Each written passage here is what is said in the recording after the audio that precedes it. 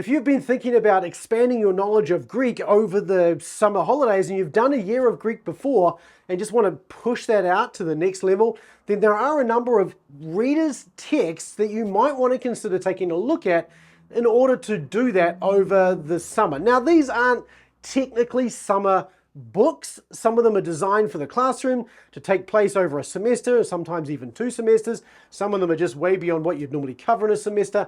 But nonetheless, they may be helpful if you are interested in learning some Greek and going beyond where you're at right now. Now, let me just make a caveat there. If you've never learned Greek before, these books are probably not for you. All of them bar one assume that you've learnt Greek before and you're really looking to push your Greek before. That means they assume you know the words that occur 50 times or more, except for one of them, and they assume you know your basic grammar, okay? If you haven't done that, then can I encourage you to go to bma.to/starterpack, download our starter pack, get started with that. It's going to give you some basics to get into the Greek text really quickly, or at least it'll give you an idea of what's expected. And if you're interested, you can join the membership, and we do a new beginning Greek course, pretty much every 2 months, and you'd be welcome to join us for that as well. So bma.to/starterpack.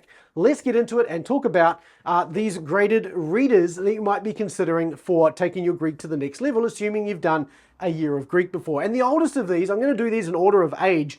The oldest of these is Bill Mountz's A Graded Reader of Biblical Greek. This reader is designed to get you into readings of the New Testament, assuming you've just finished the basics of biblical Greek with Bill Mountz, right? So if you're used to Mountz, this is going to give you the same kind of level of detail, the same kind of explanations, the same tone, and so on. So if you enjoyed that, this is a good follow-up. This has 20 readings in total. Those 20 readings are from the New Testament. At least 18 of them are from the New Testament. 2 of them are then from outside. One is from Psalm 41. Another one is from the Didache. They're ordered from easy to read to hard to read, which is really interesting because the Didache is actually pretty easy to read. So it's probably not going to get very difficult even if you get to the end of the Greek New Testament sections. But nonetheless, because those texts are less familiar, they're probably going to be a bit more challenging for you.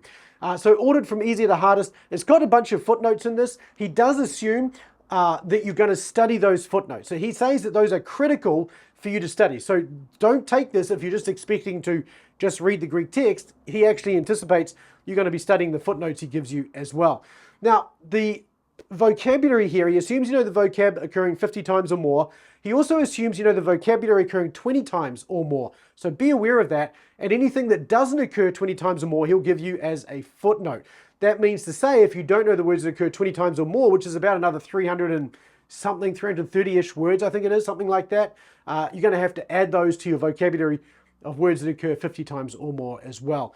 All right, so if you like Mountz and you just finished beginning basics of biblical Greek, then you might enjoy this book. It's not a grammar, it's just a reader's edition, right? The second one we're looking at is S.M. Boers, our First John reader. Unlike Mountz, this is just staying in 1 John. This is designed to go with S.M. Boers' primer of biblical Greek, which is his beginning Greek grammar. He assumes you've done beginning Greek already, you know the vocabulary that occur 50 times or more, you know your basic syntax, but you want to take it to the next level. And so what he does here is takes you through a few verses of 1 John at a time, and then gives you a little bit of like some notes, if you like, for each section to help you think through some of the elements that you're learning. Now, what he's doing here is he's kind of mirroring what he's done in the primer by sort of focusing, each chapter of this focuses on one grammatical principle. So chapter 1 is the article, chapter 3 I think is the genitive, and so on. And so you're going to be working through different grammatical principles chapter by chapter as you go through this. So if you want to solidify what you've been doing in beginning Greek, this might be a good choice. 1 John is kind of a little constricting, but again, it's the smallest of the books we're looking at today, which means to say that if you want something quick and easy to get into, this might be a good choice. So I'll leave that with you. Hey, if you're getting value out of this video, could you hit the like button for me? And don't forget to hit the subscribe button and the notification bell below. That helps, all of this just helps the channel out, and we really love serving you. So I look forward to being able to do that again if you hit the subscribe button. Go ahead and do that. The third choice we're going to be looking at today is Rodney Decker's Koine Greek Reader. Now this is a 2007 publication. This gets you outside of the New Testament, and it gets you outside in a much bigger way than either of the other two grammars do. So this has 9 readings from the Greek New Testament, 6 readings from the Septuagint, 4 readings from the Apostolic Fathers, and then a further 4 readings from some of the Christian creeds, like the Nicene Creed. So this is going to get you outside of the Greek New Testament more than the previous texts would, but also I think the value of this is partly that it's going to get you through more of the New Testament than, at least more than, say, Boers would anyway. He does assume, though, that you're going to learn the vocabulary that occurs 25 times or more as you go through this, which is actually better than really any of the previous ones that we looked at in terms of vocabulary acquisition. So he's also thinking that you're going to, as you're learning this, he's recognizing the learning you've already done, which means that if you learn words already in one chapter, let's say in chapter 1, when you get to chapter 3, if a word comes up you've already learned, he will identify that for you, so you don't have to learn it a second time, unless, of course, you didn't learn it the first time, in which case, at least you know that, right? He gives you footnotes for words that occur less than 25 times or more, which makes it pretty easy to follow along. And for the most part, he wants you to read the Greek text and then reread the Greek text and then look at his comments and notes and things like that as well. So in terms of layout, he provides small sections of Greek text, maybe 4 verses at a time, and then some comments following on from that that further explain some of the things you might encounter in that text. Most of the content, like we saw with Mountz, most of the content of Mountz was in footnotes, and this is much better in the sense that you've got the Greek text and then the notes are actually part of the body, which I think is better. And also having, when you get into some of the other texts like the Septuagint, he's also going to give you a translation, which I think is really important, because if you think about it, with the New Testament text, you can just go look at a translation, like a New American Standard or an ESV or something like that, to see how it could be translated. But you can't do that with the Septuagint, because with the Septuagint is a translation of the Hebrew into Koine Greek, dated around 200 BC, something like that. Your New Testament or your English Bible is translated not from Greek, but from Hebrew.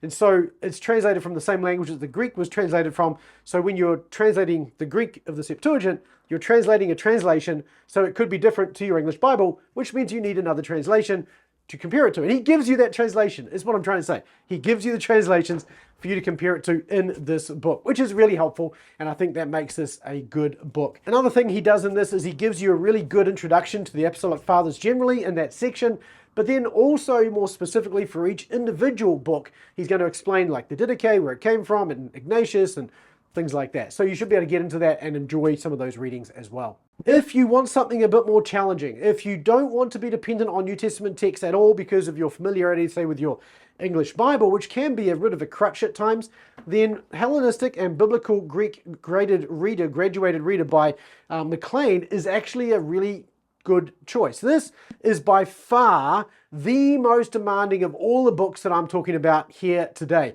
This is going to get you out of your dependency on New Testament texts very quickly. This has got 8 sections in it. Each of those 8 sections goes from easy to hard. The first section is easy. The 8th section looks pretty difficult. The first section, even though it says it's easy, it doesn't mean to say it's going to be super easy. In fact, you know, of the ones we've looked at so far, Boers' 1 John is going to be easiest to read by a long shot so far, followed by maybe something like Decker's Koine Greek Reader. Hi. Hi, bye. So this is broken into 8 sections. Those 8 sections generally move from easy to more difficult, but the readings in each of those sections aren't necessarily what you might think of as easy. For instance, in section 1, basic texts, you're reading from the Gospel of Luke. Now, his argument is that when you're reading from the Gospel of Luke, you're actually reading, and these other texts that are in the basic section, they're easy, short sentences, very explicit in terms of the way the grammar and the language is laid out, and so on and so forth. Nevertheless, most people would not put anything from Luke into the basic section of any Koine Greek anything, right? So this is the way this is laid out. But also in that first section, you're going to be reading from the Gospel of Thomas, the Didache, and a number of things like that as well, which is one of the interesting things about this. You're getting outside of the New Testament in a big way. Section 2 is primarily from the Septuagint, easier texts of the Septuagint. Section 3, you get into more difficult texts of the Septuagint, like Job. And then section 4 and 5, you continue to sort of progress into more difficult things, such as in section 5, high Hellenistic Greek, such as the book of Acts, more of Luke's writings, and then outside of the New Testament, including the Acts of Paul and the Acts of Thomas, which again aren't books that you're likely to have ever read in any translation ever, let alone in Greek, right? So this gets you outside of that, and then in section 6 and beyond, you're getting into Atticized and literary Greek in a pretty big way. Now, they do assume you're going to be learning the vocab as you go as well, so they recognize that work, and that makes it a little bit more challenging as well, because if you're going to learn a lot of this vocabulary and it doesn't occur in the New Testament, you're really just learning it just for what you're reading here. But nonetheless, any work you do in vocabulary is going to have huge dividends because it gives you a better vocabulary for dealing with the New Testament generally anyway. So that was McLean. He was published in 2014. The next one then is Bandy, published in 2018. This is an Apostolic Fathers graded Greek reader, and it pretty much uses the Holmes text, except that he reorders them to go from easy to more difficult, and you don't get that diglot where you've got the Greek and English on the other side. So this is designed really to help you get into the Greek of the Apostolic Fathers and learn to read it. I think starting at 2nd Clement and working your way through to, I'm not even sure, something really difficult, I'm sure. Unlike Rodney Whitaker's patristic reader, this actually includes the entire texts of all of the Apostolic Fathers, which is actually really good. So you can read all about, how Paul and Peter were put to death, for instance, under Nero in 1st Clement, I think it was, whatever it was.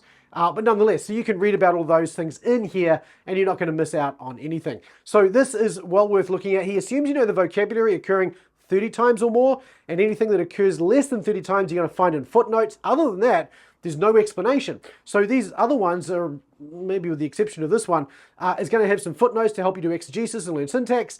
This one, and I'm pretty sure, well, this has some footnotes, but that's not much. This one doesn't have any helps or hints whatsoever, so you're going to have to work out the syntax for yourself. So this is really designed around just wanting to read the Greek of the Apostolic Fathers for yourself, and I really like this. We use this quite a lot in Biblical Mastery Academy. We actually have we read through one text every month for that period of that month, and when we do the Apostolic Fathers, which we do pretty regularly, we use this. We encourage people to get a copy of this if they don't already have some other text to work from. Finally, back in 2022, Mark Jeong has just released a Greek reader. Now, this one is different to all the previous ones that I've talked about so far. This reader is actually designed for beginners.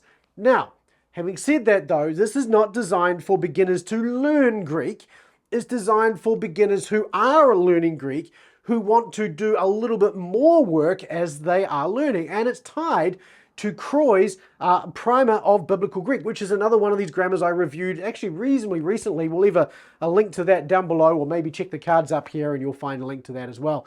So this goes with that grammar, which means then that it starts super, super simple and then gets more and more complex as you learn more and more principles and more vocabulary. So if you want, this is probably the easiest one to start in, but the caveat with that is you're learning not Koine Greek, but 21st century Greek, because a lot of these are actually made up by Mark Jeong, I'm sure, for the 21st century reader. Now that's great in its own right. I don't want to take anything away from that, but if you want to actually get into some of the older texts, then this probably isn't the text for you. Yes, it does include some New Testament text in it, but that's not where you start from, and there's a bunch of made up stuff in here as well, all of which is perfectly adequate for helping you learn Greek. But again, it's just, maybe your preference is different in that to mine. Certainly mine is, I'd rather be in the New Testament. That's why I learned Greek, right? To learn to read the New Testament. Speaking of which, the last one that I want to mention is the one that I created a number of years ago, the Master New Testament Greek Student Edition, which is designed really to help you to learn to read the Greek New Testament by learning the vocabulary and reading it. And what I've done is I've ordered the books of the Greek New Testament from easy to more difficult, taking into account the lexical and syntactical difficulty of those books. So that means that we start in 1 John and we progress through into Paul's writings and then into some of those longer texts as we get a better vocabulary. And the nice thing about this is it's going to have you read, if you learn the vocabulary and then you read the text, basically, you're going to learn all the text, all the vocabulary of the Greek New Testament, and you're going to read a new book of the New Testament on average every 2 months. So just think about that. Every 2 months, on average, you're going to be able to read another book of the Greek New Testament. That's pretty cool, and that's what this Greek reader does. If you want to call it a Greek reader, it assumes you have a Greek New Testament of your own. It just gives you the vocabulary structured in a way, along with instructions as to how to learn that, so you can just start reading the New Testament starting from 1 John. In fact, the whole of the Biblical Mastery Academy membership is actually built around this whole product, So we've taken it and turned it into a membership, put some other courses around it, and there's a whole bunch of stuff that comes with it. And if you're interested in that, then check out bma.to/student. And you also find on that page a link to the memberships that we have there as well. And I encourage you to consider those. So with that, let me ask you, if you're pushing to do more Greek this summer, while you're on holiday maybe, which of these do you think is going to be the most attractive to you? I'm really interested to find out because they're all so different. And if I was going to choose, well, I'm not sure what I would choose. And certainly I'm interested in what you would choose. So leave a comment in the comment section below.